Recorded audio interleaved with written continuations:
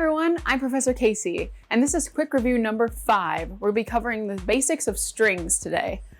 We're going to be talking about how to create strings, how you can use strings inside of a program, and just some kind of basic terminology and usage facts around strings. Let's get started. Okay, welcome to quick review number 5. We're going to be talking about basic strings today. I have this really quick program pulled up to kind of illustrate some of the usages of strings and what you can do with them. So I just have one string declared here, and you might remember that strings are just arrays. They're just arrays, but they're defined as character arrays. So all of these 150 slots in memory will be called line, and then they'll have an element number, right? Just like an array. So this will start at line 0, line 1, line 2, and the very, very last element inside this array or this string will be line 149. That gives 150 individual character components total, and this will be stored in memory back to back to back to back, so we can access them all at once. So this is how you declare a string, right? Very, very simple. Make sure you put char here, make sure this is in square brackets, and make sure you leave enough room in your string to be able to store extra things or leave a little bit extra room just in case someone enters a couple extra components and you have to make sure that you have room to put the null character at the end. We also have just some integers. We're going to be counting the number of vowels, consonants, digits, and spaces inside of a single string, so that's what we're doing. We set each of those equal to 0 because remember, if we don't set them equal to anything, we won't know what's actually stored in there. So before we start counting, we need to reset them all to 0. With strings, there's a couple ways you can scan things in. So you can read it from a file, which we talked about in the File.io quick review. You can scan it in using scanf. However, remember that if you use scanf, it will actually only scan up until the first space. So this is okay if you only plan on someone entering one word, but if they're actually going to be entering a string, we should probably not use scanf. That won't be very helpful to us. And instead, what we should use is the function getS or gets. This means get string, and this will take it right from the command prompt window. Inside the parentheses for getS, you're going to put wherever you want to store it. So in this case, we're just putting the name of our array or the name of our string, right? And that will start storing it at the very first address of line, and it will keep storing it in each of those element numbers until it runs out. Then we can print out what they entered, right? We can print out strings using printf with %s. That's really simple, and it works exactly like you'd print any other variable. Or if you want to use the specific string function, you can use putS just like we used getS. And that looks like this. Now, I'm not going to use both, but you can use either one or the other. They'll work exactly the same. All right, then inside here we have a for loop. We're looping until we reach that null character. So we start our counter variable at 0. We're looping until whatever element of my array is going to be that null character, which means it's the last thing in line that we entered. So even if I enter only 4 things in my string, right, I'm going to loop 4 times until I get to that null character, or I enter 2,500 things in my string, right? I'm looping until I get that null character. As you go through, we have some logic dictating how we're going to be counting each of these things. So the very first if statement has a really, really long conditional line. This says if whatever element number we're at is a lowercase a or a lowercase e or a lowercase I, o, or u, or an uppercase a, e, I, o, or u, we're going to count for our vowel counter. Now we could, right, do the same thing for our consonants, right? If it's B or C or D, all upper and lowercase, but that would take a lot of room. So instead, what we've done here is we've said, right, it's going to check this if first. So if it's a vowel, it'll count the vowels and skip the rest. But if it's not one of these, and it's between lowercase a in the ASCII table and lowercase z, or it's between uppercase a and uppercase z, it's going to be a consonant, because if it was one of these, it will have already caught it up here. So once we check and see it's not one of those, anything else between those two letters in the ASCII table is going to be a consonant. We could have also used the ASCII table numbers here for each of these, or you can use the characters in single quotes. Remember, those are interchangeable. Also in the ASCII table are numbers. So we can have the character 0, 1, 2, 3, whatever, etc.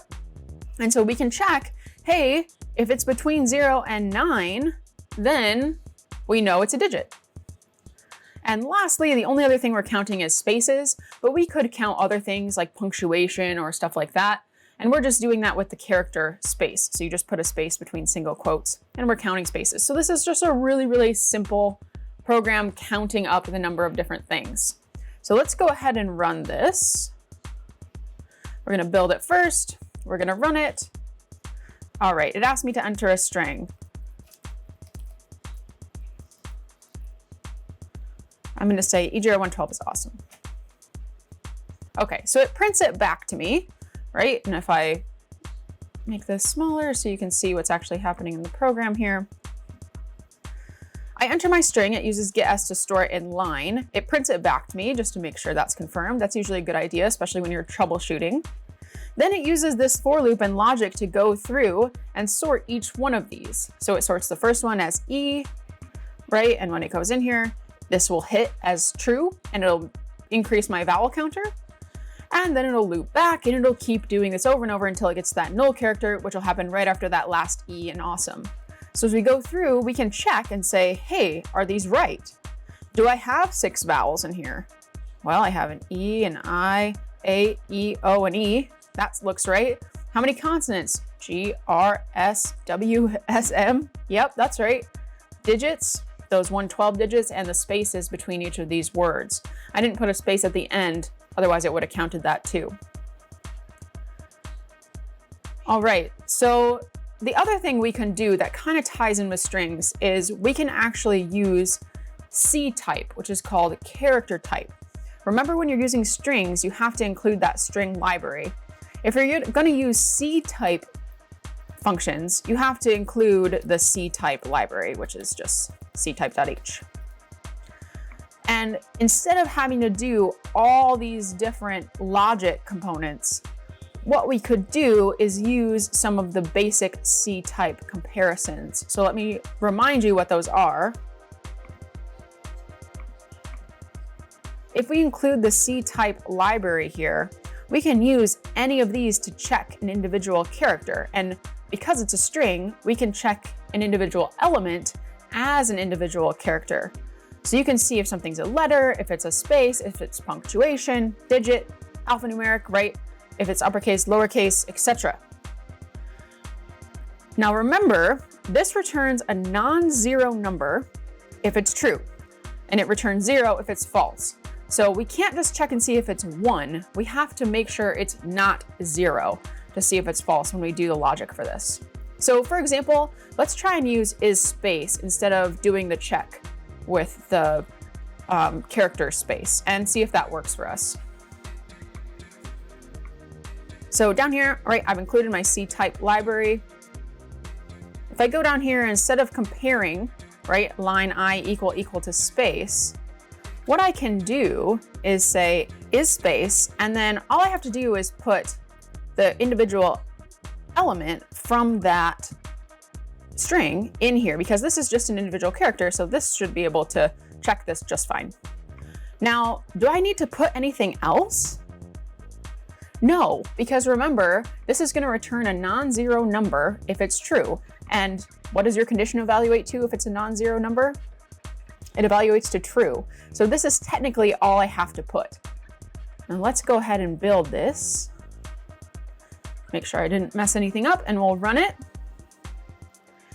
And I'm going to type the same string I just typed just to make sure this works properly.